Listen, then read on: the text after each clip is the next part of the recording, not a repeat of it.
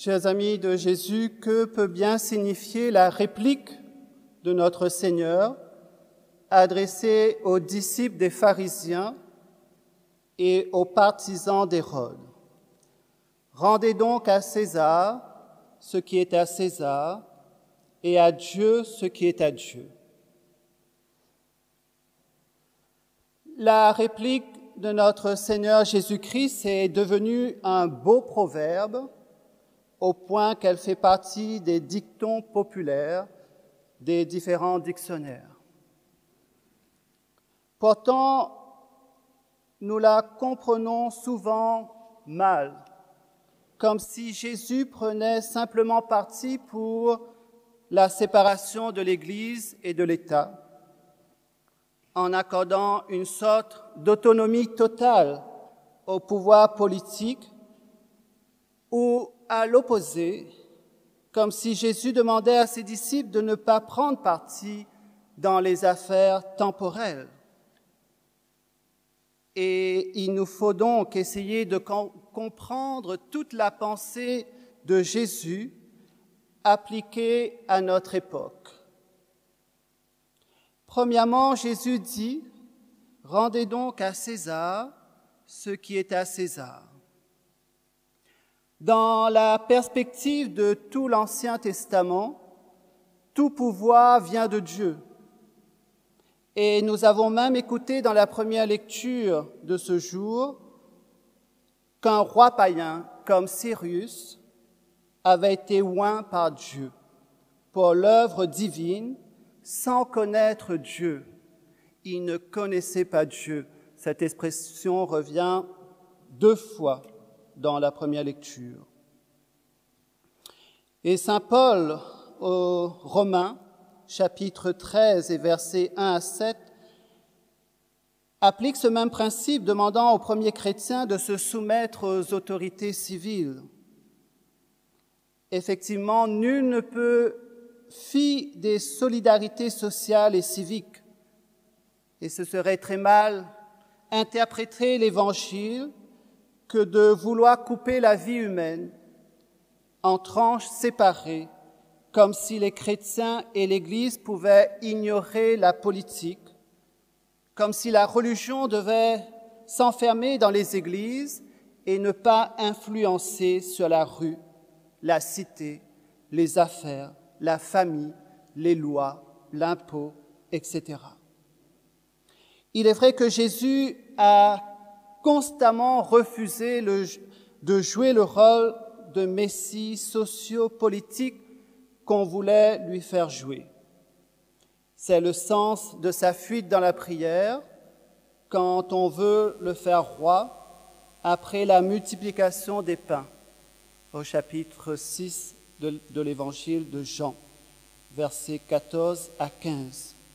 C'est le sens très clair de sa déclaration à Pilate: « Je suis roi, mais mon royaume n'est pas de ce monde. » Évangile de Jean, chapitre 18, verset 36. Pourtant, dans la réponse de Jésus « Rendez donc à César ce qui est à César », il est difficile de ne pas voir une invitation à tenir compte de l'autorité établie. Une distinction révolutionnaire. Jésus, en prenant cette attitude, nous introduit dans le monde antique. Pourtant, dans la réponse de Jésus, rendez à César ce qui est à César, il est difficile de ne pas voir une invitation à tenir compte de l'autorité établie et à respecter ses droits. En prenant cette attitude, Jésus introduit dans le monde antique une distinction révolutionnaire. Il désacralise la politique en affirmant que César est César, qu'il est mortel, mais qu'il n'est pas Dieu. Que César continue d'exercer sa fonction d'empereur sans se prendre pour Dieu. C'est une fonction humaine, soumise à tous les aléas et à la complexité des réalités socio-politiques, des systèmes, des idéologies, de la mondialisation de la pandémie. Hélas, il existe en chacun de nous un petit, voire un grand César. Ou peut-être connaissons-nous des personnes qui se prennent pour César dans notre milieu professionnel, dans notre milieu paroissial, familial, politique ou autre. Mais tout n'est pas dit. Rendez à Dieu ce qui est à Dieu. Que peut bien signifier cette deuxième partie de la réplique de Jésus? Nous savons maintenant où conduit toute politique qui prétend se moquer de cette deuxième partie de la pensée de Jésus. Les sociétés sans Dieu sont aussi des sociétés inhumaines. Quand l'État se fait Dieu, il écrase l'homme.